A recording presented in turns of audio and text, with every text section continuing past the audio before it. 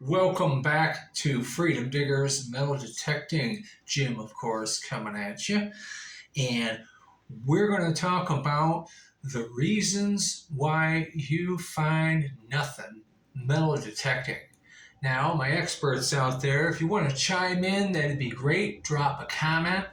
And for the rest of you, if you haven't already subscribed, I would sure appreciate that. It would definitely help to justify my endeavors to my significant other. Don't forget to hit the notifications bell as well.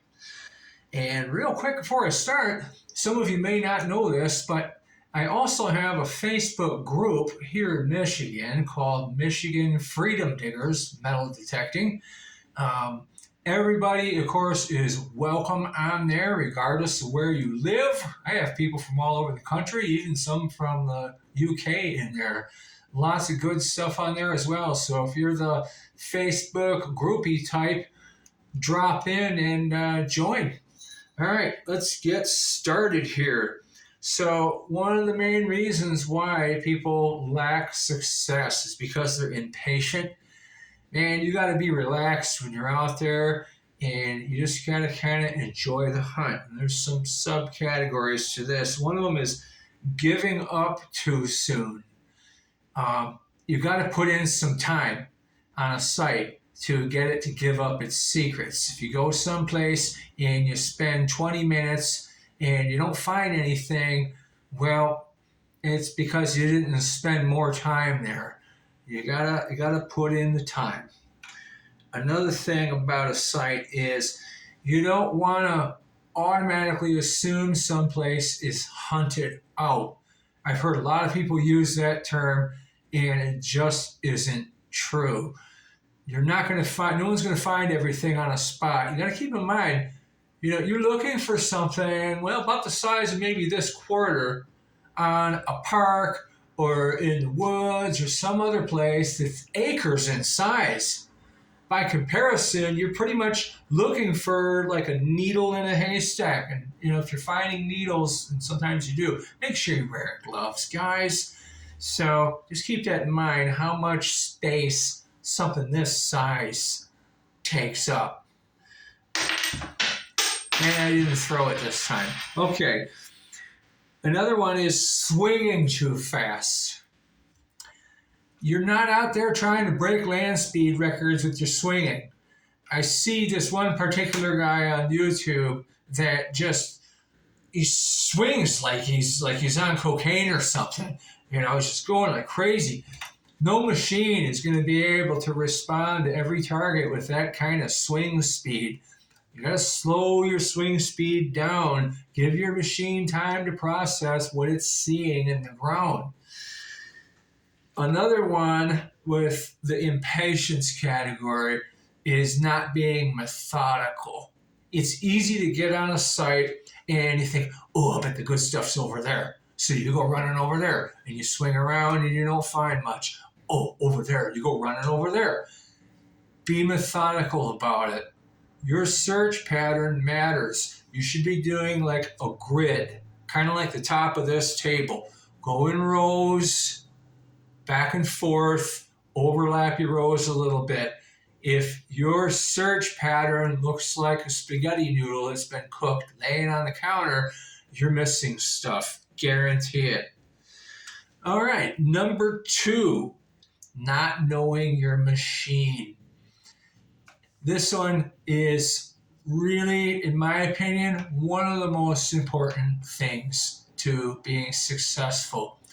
So you get your new machine and you watch a few YouTube videos on it, which everybody recommends you do, including myself, and you get out there and you think you've got it mastered.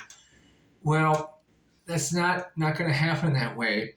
You got to, again, put in some time and learn the language that your machine is speaking to you.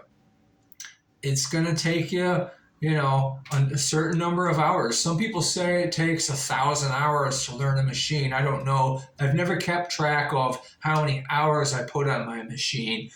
I've had what I'm using now for coming up on 7 years, and I think I've just kind of gotten to the point where I really know what it's telling me. I'm starting to hunt more by tone than number.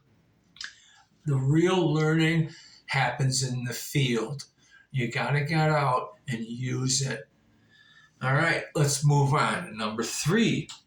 And this one kind of folds into the impatience and knowing your machine, kind of like a really well-made omelet, that whole foodie thing going on.